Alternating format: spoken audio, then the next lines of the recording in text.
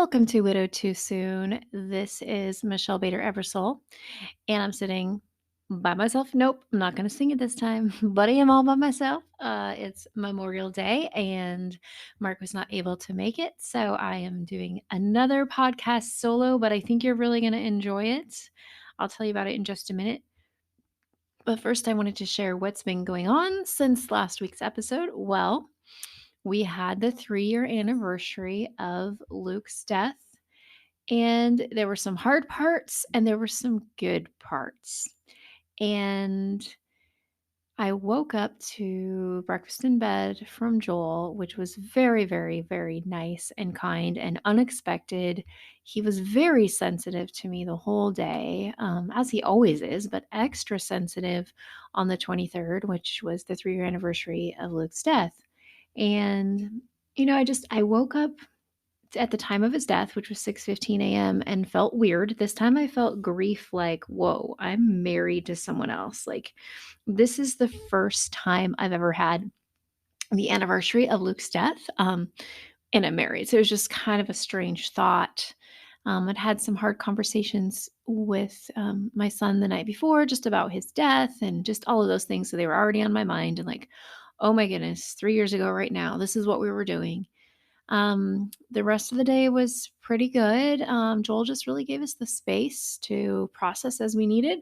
I went to the grave. Let's see, I had counseling. I went to the grave. I talked to Luke. I say talked to Luke in quotes because I know he's in heaven, but it's just something I do that helps me process is I go to the grave and talk to him. I told him about Joel and how great Joel is taking care of us. I told him about all the kids and it's just part of the process that I do. I listened to our song, Once in a Lifetime was our song. And Haley had mentioned that now she has a driver's license. She wanted to go by herself. So later on that evening, she went by herself. So I thought that was really cool that she wanted to do that. The boys don't want to go, and that's okay. We all process in our different ways.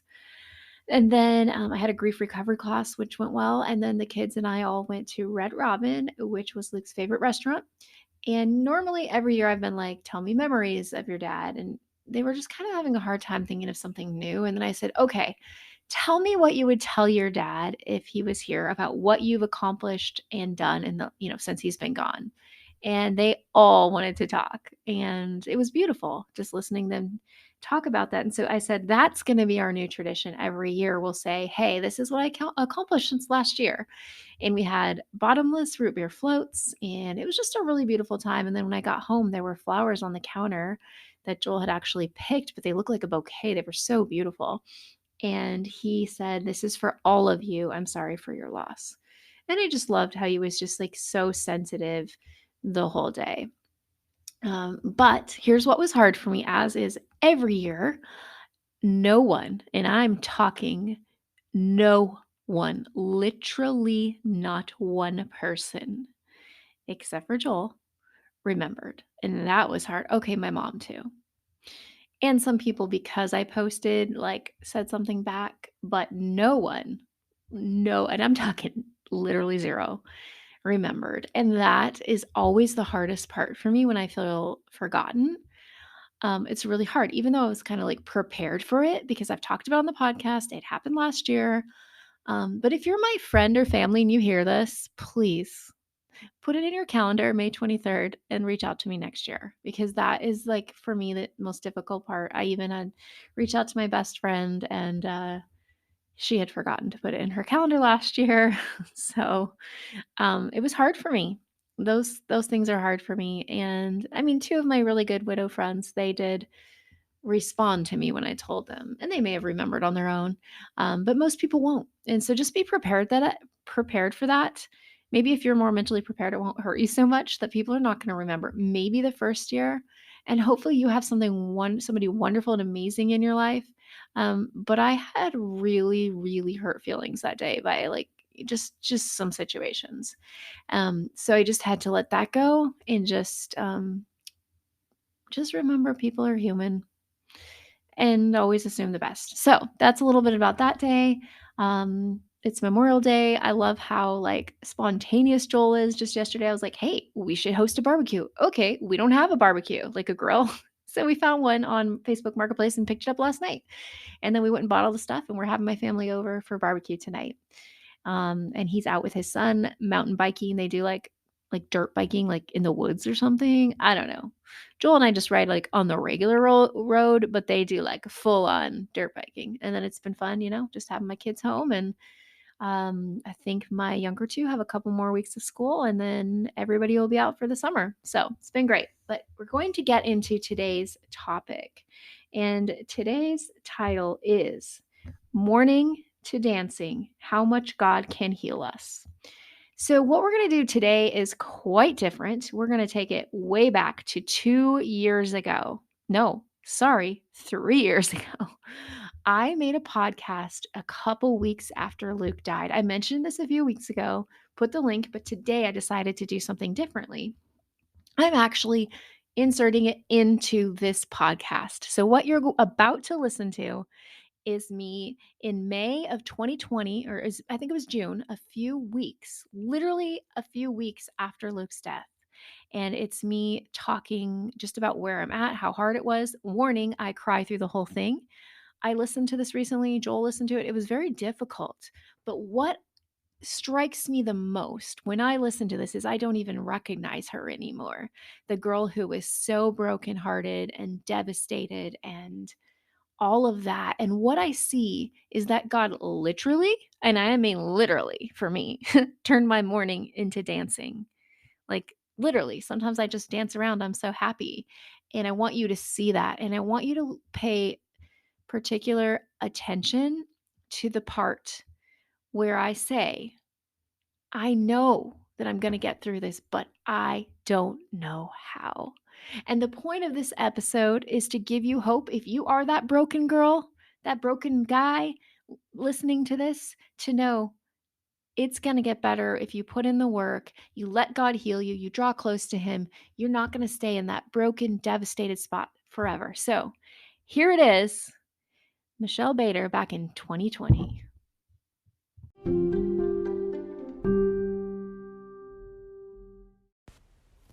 Welcome to episode 27. This is your host, Michelle Bader, for the Peace Cast. Ooh, this is gonna be a hard one. If you don't have Kleenex, you might want some. This is the episode I knew I would one day need to do, but yet not prepared, but yet prepared. This is peace through watching my husband pass away. And it's been a few weeks coming before I had the energy to do this episode. And no, I don't feel like I have to do it. I feel like I want to do it because there's so much good through all the pain.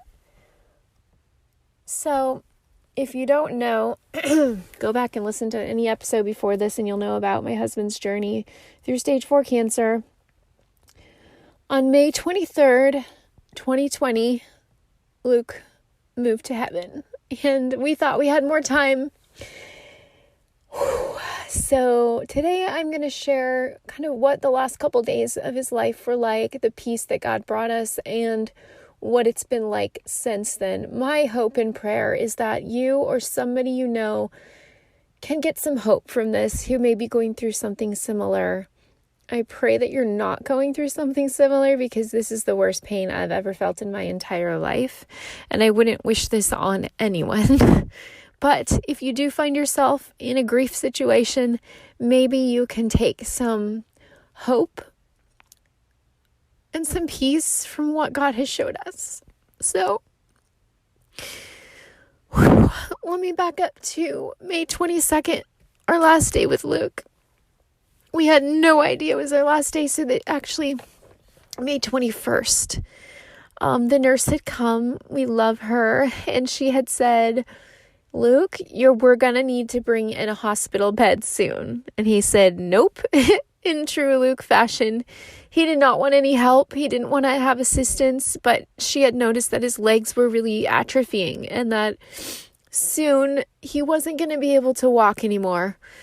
And Luke would have hated to have assistance with anything and everything. He had a hard time even asking me to make him food. Like, he liked being independent. And the thought of him getting into a hospital bed, because then he knew he wouldn't be getting up, that was just too much for him. Like, he just did not want that. And he also really loved taking baths. That was like his special time to pray and just have a little time kind of away and to relax, and it helped all of his pains. And 2 days before he passed away, it was the first day I can remember, and I don't know how long that he didn't take a bath. And it was just getting too hard for him. And I even talked to him about me and Hayden assisting him, and he did not want that.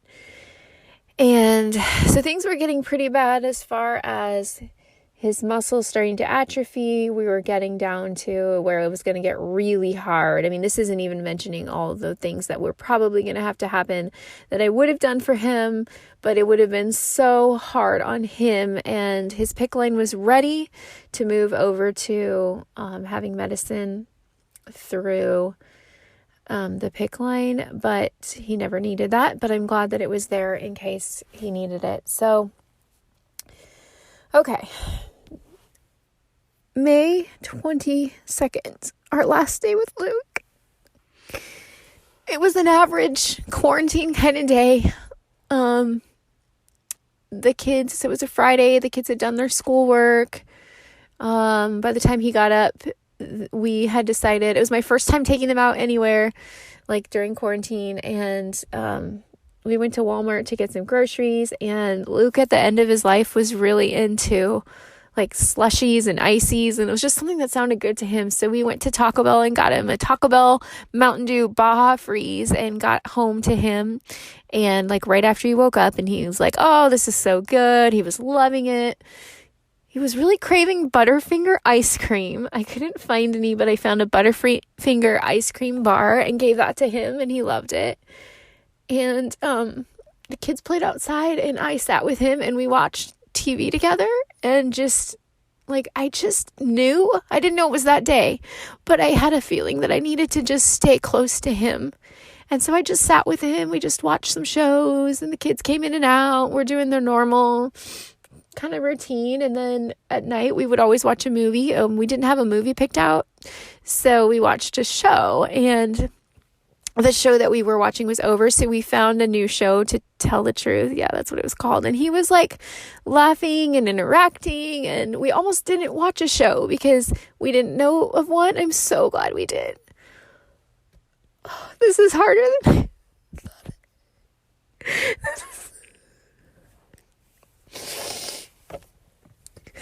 This is harder than I thought it would be to talk about. But we watched a show,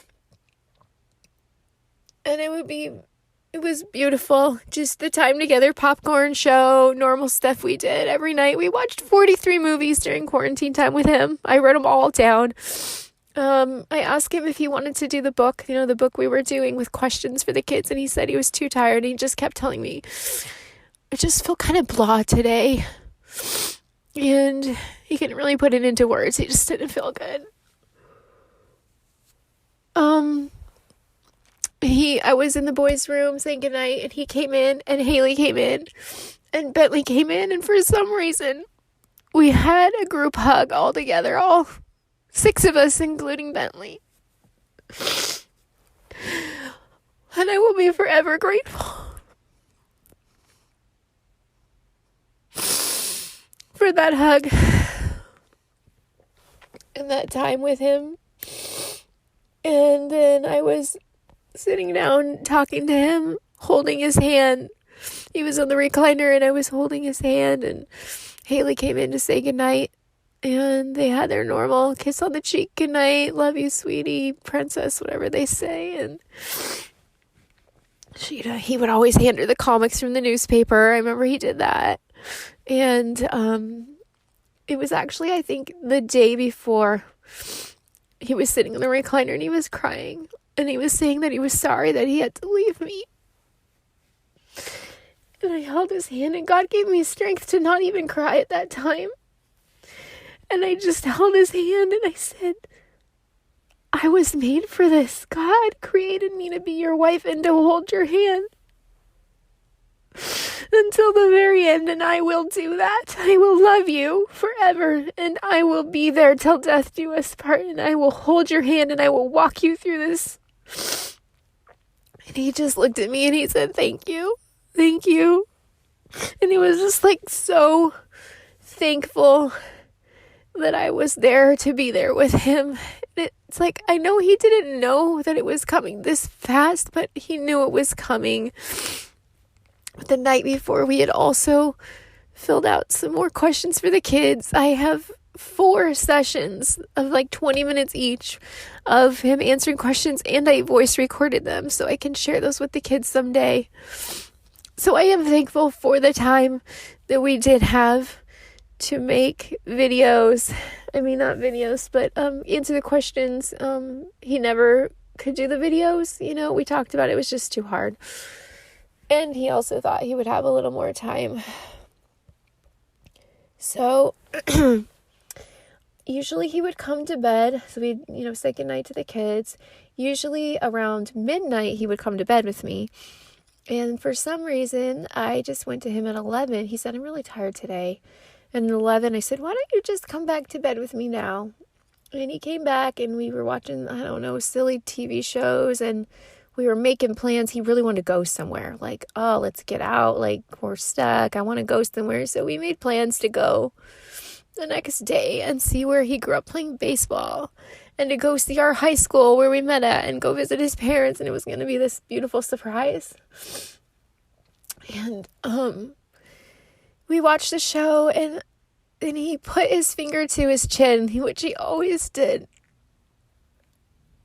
when he was thinking, and he just looked at me and he said, I want a cheese sandwich. Okay, if you don't know, this was so out of characteristic for him. He never asked me to make anything. He never ate in bed, not once, until the last night.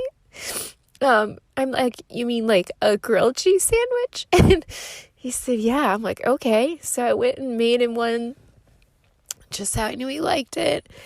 And I made some food for myself and came back, and we just ate in bed and watched a show and laughed.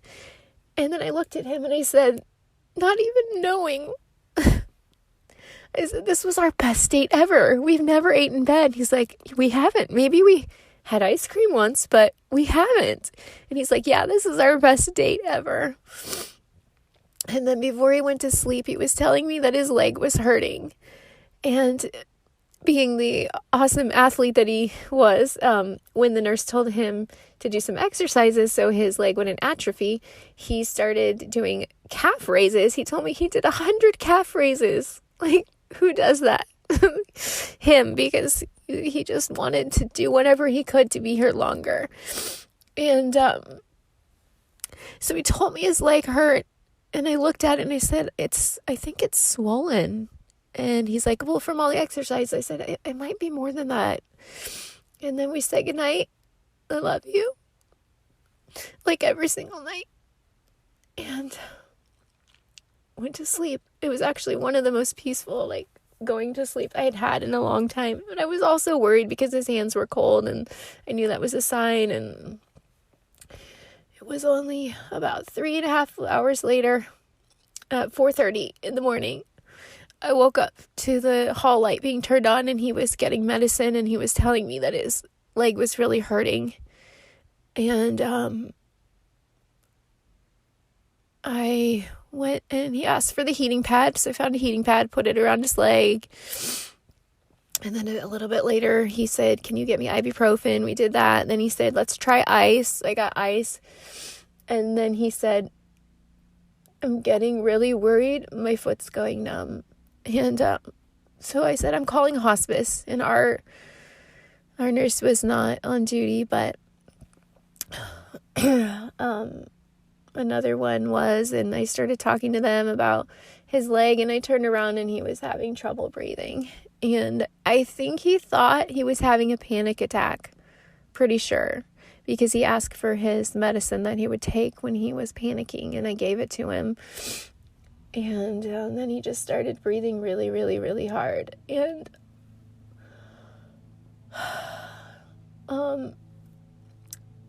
it was awful. And I got him his oxygen, and then he said he stopped breathing so hard, and he goes, "That wasn't fun."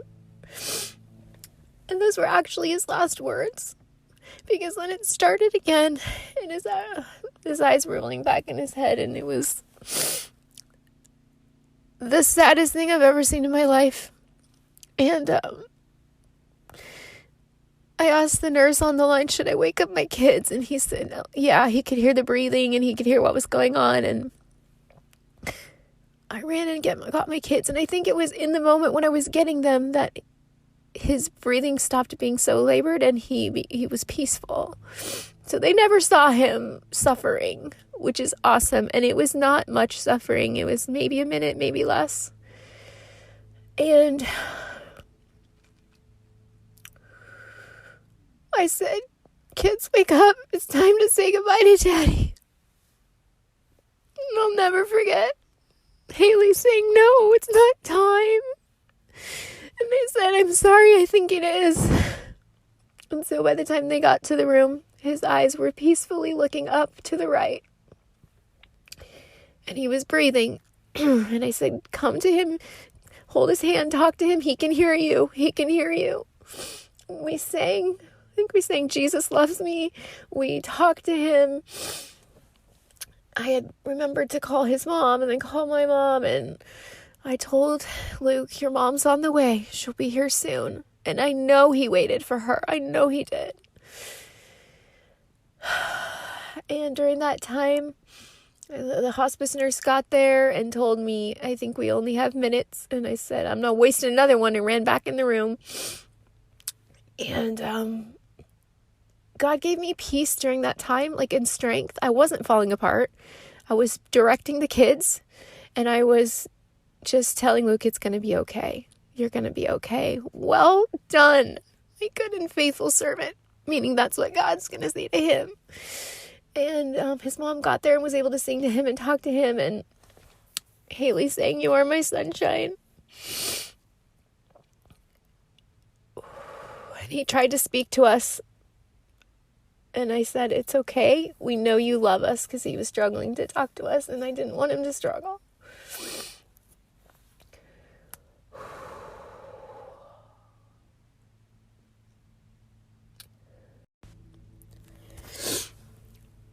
And I'm so thankful that the kids didn't have to see the worst suffering. And then we played the song I Can Only Imagine, which I'm going to put a link, and if you haven't listened to it, please go listen to it. It's beautiful. It's all about heaven, and I remember hearing Haley's voice singing it, and I know I was singing it. And the kids, had all been telling Luke, I love you so much, you're the best dad ever, and all kinds of things that they remember what they said. And we played the song, I Can Only Imagine. And in those moments, he went to see what we could only imagine. And he left us on earth, but I know he went straight to heaven. I know it. And all the kids started saying, he stopped breathing, he stopped breathing. And eventually we had the nurse come in and, officially see that he had gone, because he had no heartbeat anymore. And that's when I kind of lost it. The kids said goodbye, and I just laid in bed and held his hand. And I didn't want to leave my husband, but he was already gone.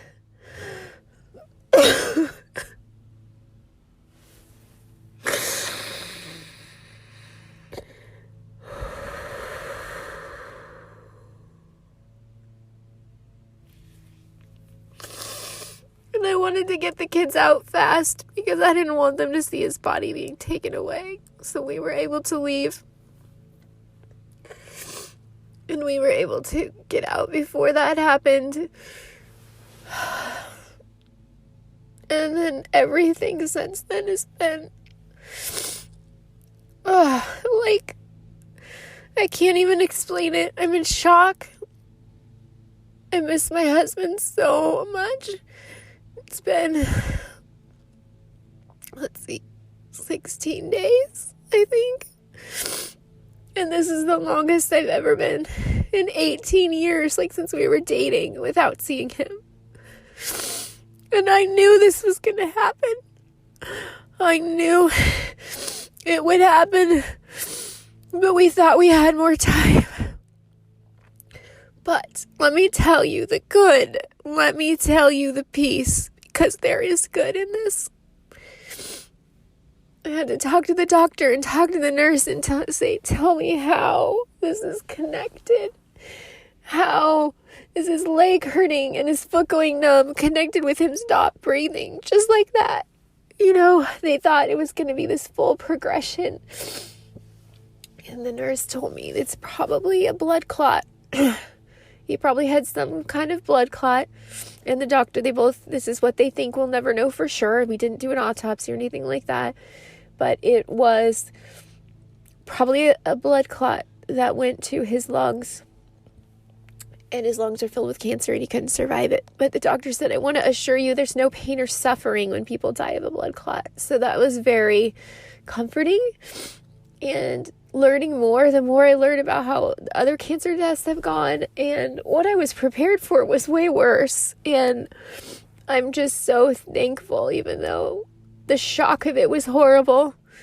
I'm thankful he did not have to go through the last, what could have been a couple months maybe, of just suffering and pain and emotional suffering and just being helpless and having someone else have to do everything for him would have been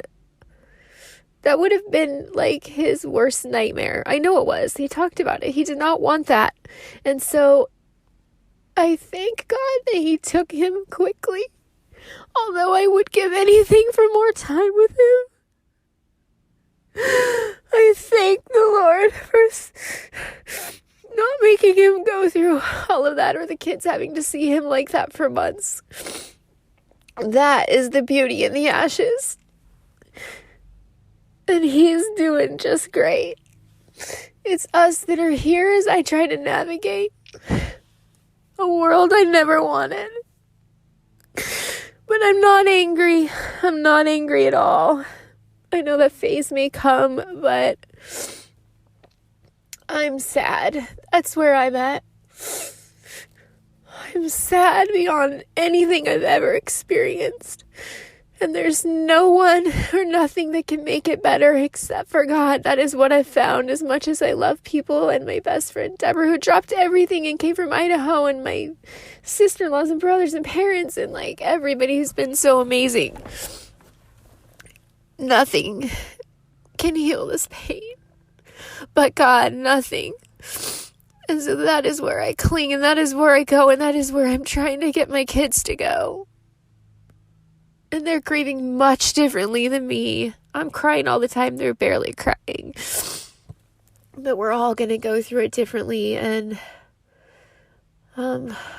it's just been unlike anything I've ever experienced. This is not the life I imagined for us. Like, I was supposed to get like 40 more years with him, you know?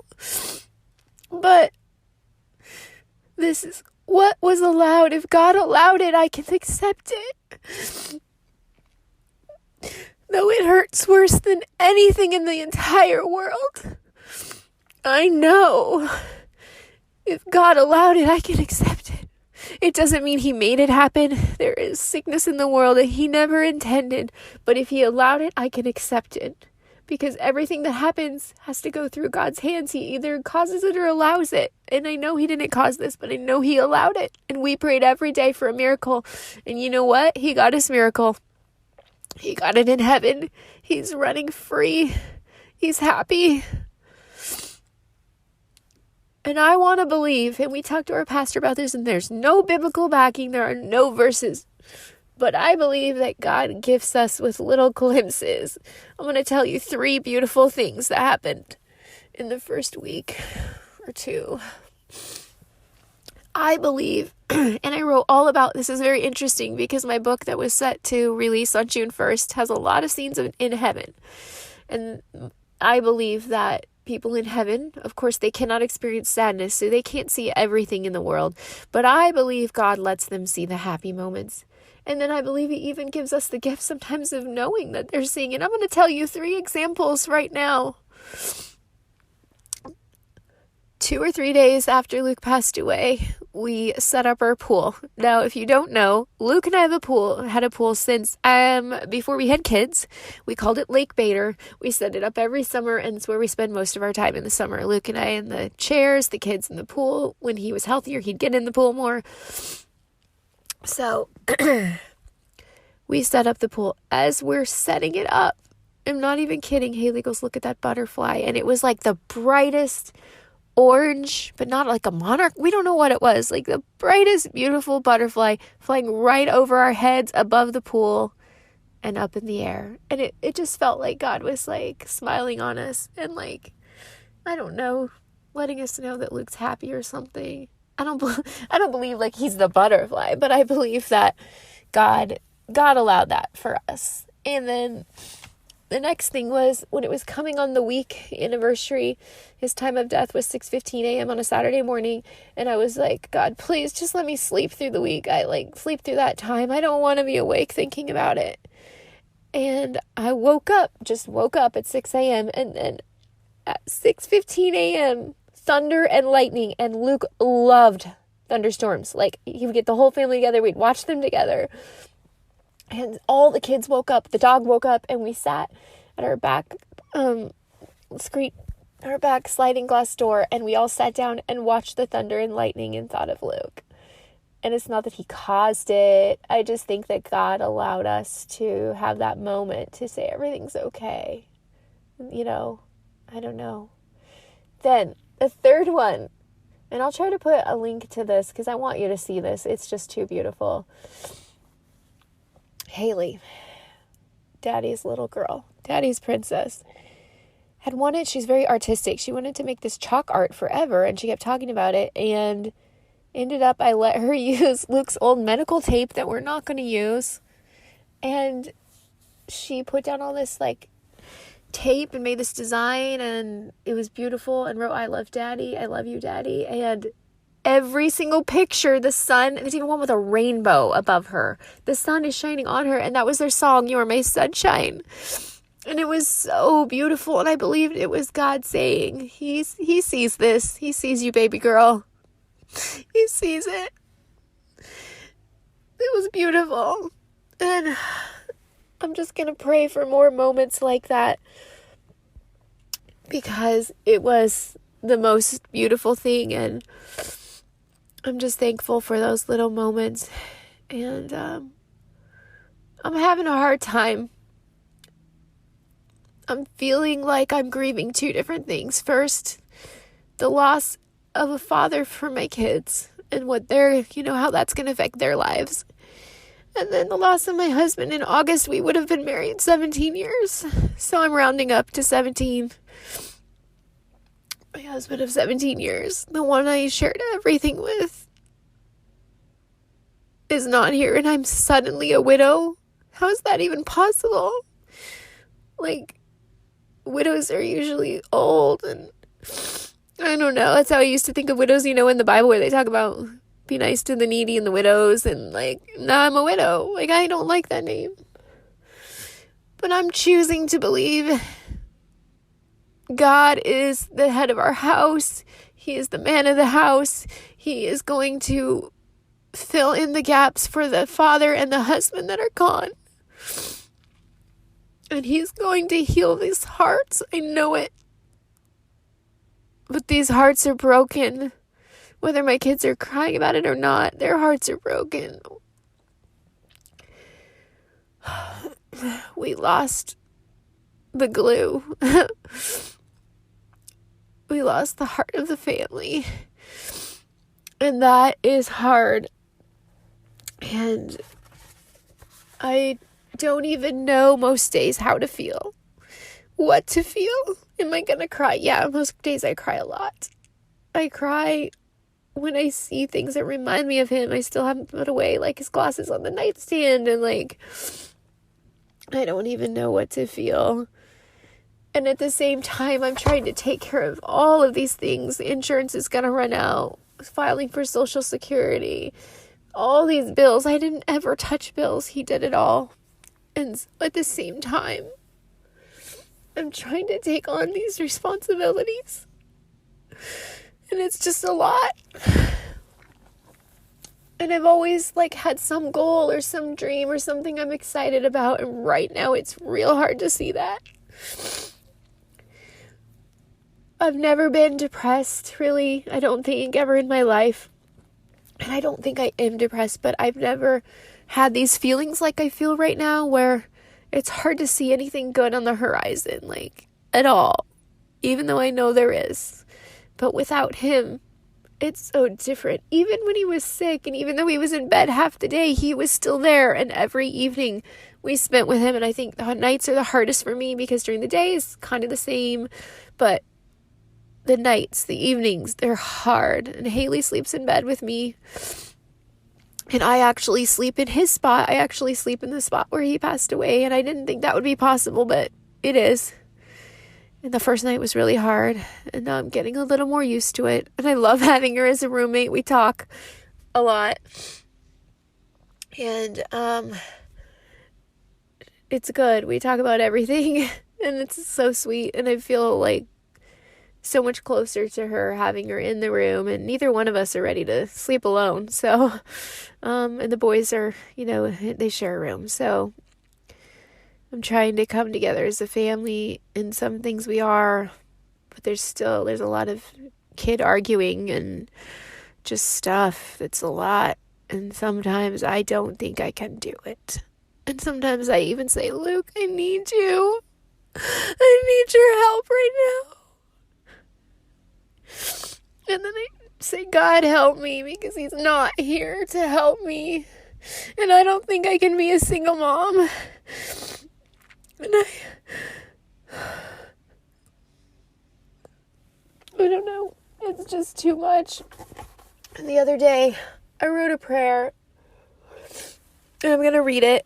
And this is really where I was a couple days ago. And where I am now. Sometimes. Okay. God, I need you. I'm so sad. Too sad to put into words. Like my whole world was shattered in a single moment. I mean, I knew it was coming, but not the way it was coming, and I do thank you. The suffering was minimal, but I don't know how to get past this pain. It's debilitating, and I'm having a hard time seeing how I will ever recover.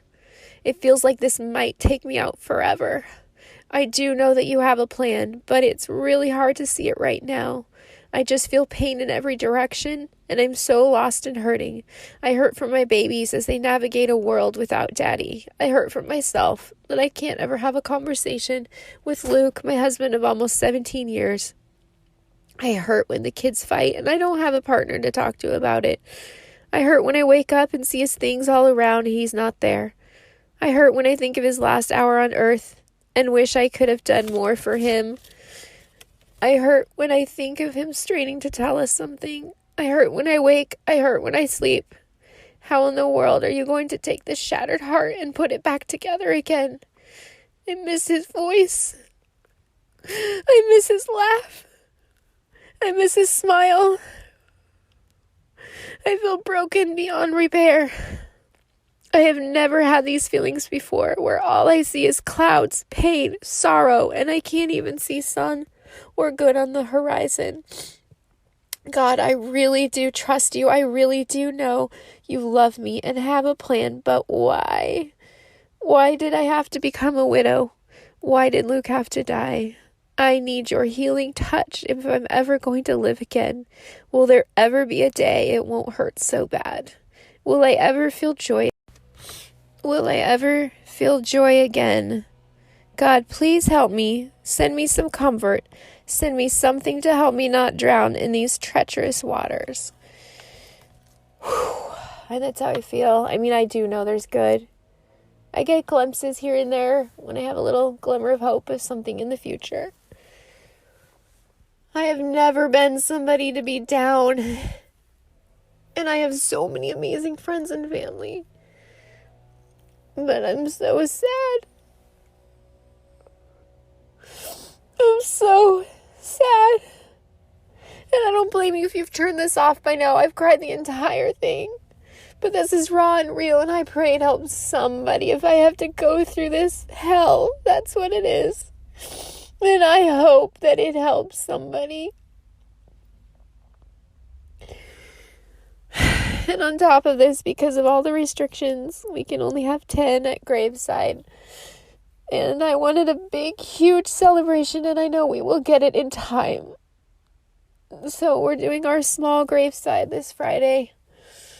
We'll be burying his urn. And on top of all of this, I had to make all those decisions too. And all the arrangements and all those decisions. And it's just a lot. And pray for us on Friday. We will get the closure needed. And pray that things open back up, because I want to have like hundreds of people at his celebration of life. And I think the soonest we're thinking is September, could be later, and then I'm thinking nobody will care by then, but I know that's not true. But it's just, I'm glad we're getting this little bit of closure right now, and then eventually get to do something big. I want to read something that I think I'm going to read on Friday. So I got the privilege of inheriting my grandma's Bible, and inside of it, she has taped what they read at my grandpa's funeral. And I think I'm going to read it on that day. I'm not sure yet. Okay, listen to this poem. It's by Barbara C. Ryberg. When I'm gone, remember I'm with Jesus. Then do not mourn because I've passed away. Life holds so many griefs and disappointments. And will you cry because I did not stay? 'Tis only for a spell we must be parted. Not many years on earth to us are given. And when my Savior tells me you are coming, I'll go with him and welcome you to heaven. Grieve not, because the eyes that looked upon you shall never see your face on earth again. Rejoice, because they look upon the Savior, who gave his life to ransom sinful men. Weep not, because I walk no longer with you. Remember, I am walking streets of gold. Weep for yourselves that you a while must tarry. Before the blessed Lord you may behold. I think it's just so beautiful, and it just helps put it back into perspective, like, he's happy. And that's what Peyton keeps saying, like, I'm okay. He's happy. And it's true. He's in heaven and he's happy. And we're the ones in pain, not him. He's okay. He's more than okay. And I don't know how people do this without hope. I don't know how they do it. I just don't. Because at least I know I'm going to see him again. And I know that God has my family in the palm of his hand, and he will take care of us. He already has. So many people have generously given to us. Thank you. Financially and other ways. And there's so much good that has come amidst the pain. It was so hard. Haley ended up with a sprained ankle at urgent care a couple days ago. I thought I was going to faint when they were taking her blood pressure, and just being back there, and like, it was awful. And I had to just pray, God, hold me, because I can't do this. I can't do this. But he got me through somehow. And somehow I've made it through 16 days. But the thought of forever, not forever, forever on the earth, however many more years I have without him, is hard. He will always be a huge piece of my life. I'm wearing his wedding ring around my neck. I have the wedding ring he just bought for me. That was also hard. I wasn't wearing it when he passed away because it was being sized, and so I had to go pick it up, and that was extra emotional. The Lord gives, and the Lord takes. Blessed be the name of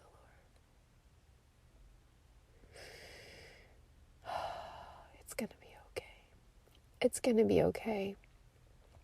And I spoke about this, I believe, maybe the last time I did a podcast, that I was listening to the song The Blessing.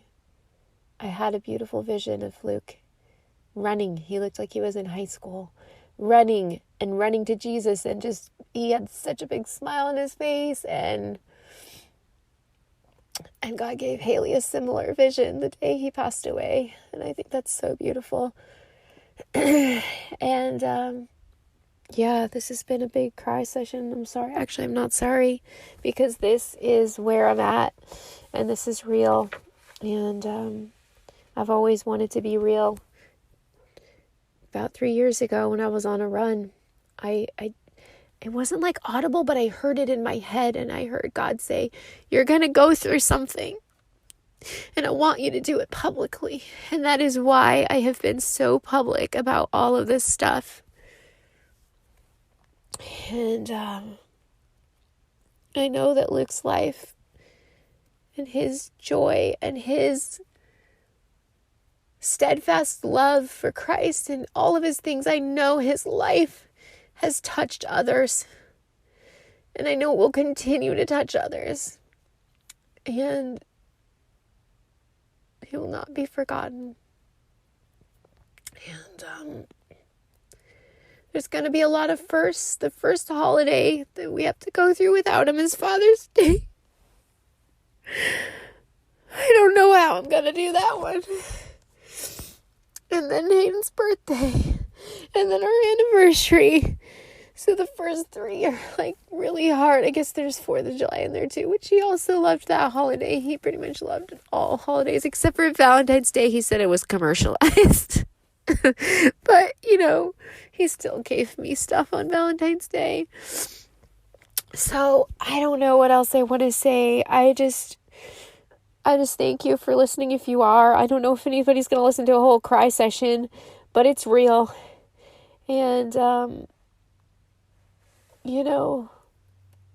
Luke is leaving a legacy, and I will make sure his legacy continues. And I will make sure people know where he got his strength from and where we get our strength from. Without Jesus, we would be lost. And consider it pure joy, my brothers and sisters, whenever you face trials, because you know that the trials increase perseverance strength. I know I got the verse a little wrong, but it's pretty much like that. I'll share it in the notes so I get it right. But I'm trying to praise God through the storm, though my heart is breaking. Like, I thought I knew what pain was, but I didn't. I thought I knew what this would feel like. I thought I was ready. I mean, it was 2.5 years of knowing this was terminal. And I thought I knew, but I didn't. I thought I was prepared, but I wasn't. But God has surrounded us, and I mean surrounded us financially and physically with people. You know what, a couple days, I'm having a whole bunch of my friends come over to help me like clean and organize and try to just help me in whatever I need help. And a couple days after he passed away, my whole family is here doing projects and helping, and people have been so great, and I am so thankful. But it doesn't take away the sadness, but at least gives us a little sunshine in the rain. So I think this is probably my longest podcast personally. It took me a long time to be able to do it, and as you can see, I'm still crying through the whole thing, but I'm grieving. And I'm going to get through it one day at a time, and I'm going to continue this podcast. And I'm going to continue, and I know that God will pull me out of this water. He will not let me drown. And I will persevere. And I know myself and my kids will have a life. We will thrive. And yes, the thoughts of graduations and weddings and babies for the kids and all of that without him is so heartbreaking, and he cried about it too. But I know God will get us through. For that, I have no doubt. I know it will hurt along the way, but I know that He loves us. I know that He has not abandoned us. I know that this is going to make us stronger, though it is not a way I would have ever chosen for me or my babies. It will make us stronger. Whew. So to wrap it up, please keep us in our prayers for Friday, June 12th. If that's already happened when you've listened, just keep us in your prayers, because we need peace and everything as I try to figure out my life and what do I want to do. I don't even know. I don't know what I want to do as far as like career. Well, let me tell you the truth. If I can make money from podcasting and writing and speaking and maybe making a ministry out of helping other people who've been through this or going to go through this, that's what I want to do. If I can make a living and provide for my family that way, that's what I want to do. May not happen, so I may have to get another kind of job, but just pray for peace and provisions and for direction. And thanks for listening. You guys are great, and talk to you later. Wow, that was kind of hard to listen to, huh? Definitely takes me back and makes me feel like the feelings. But then, yet, what it does for me, like I'm getting all like teared up just thinking about it, is just makes me so thankful to Jesus for his faithfulness, his love, his peace, his mercy, the gifts that I don't deserve, to be where I'm at today, to be fully happy again, to have an amazing husband that understands my love for my past husband. Anyways, whew, that's a lot. Well, if you liked this episode, you know what would really help us? I'm going to mix it up a little bit. If you made sure that you are subscribed, that way you never miss an episode. It comes straight to you.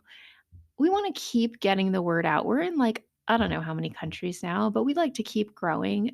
Mark and I have big goals and dreams and visions. It's interesting listening to the end of the podcast where I'm like, if I can make a living out of this, I want to do it. Now, I'm not quite making a living out of this, but I'm loving it. I'm absolutely loving podcasting and grief recovery and meeting with widows and giving hope and inspiration and so I do want to keep doing that. But anyways, what can help us is if you make sure you're subscribed wherever you listen. And then if you can give us a little bing, 5 stars. I know I always say that, but really it does help us. And if you can write a little review, it'll take you like 30 seconds to say what you love about this podcast. It will help. And we're also going to start reading those reviews online on air, which will be kind of fun. So anyways, we would love it if you do that. So if you want to be a guest, we are looking for guests. You can email us at widowedtoosoonm@gmail.com. You can reach us on Facebook or Instagram, Widowed Too Soon, and we'd love to hear from you. So have a wonderful day, and hopefully next week, Mark will be back, and we'll talk to you soon.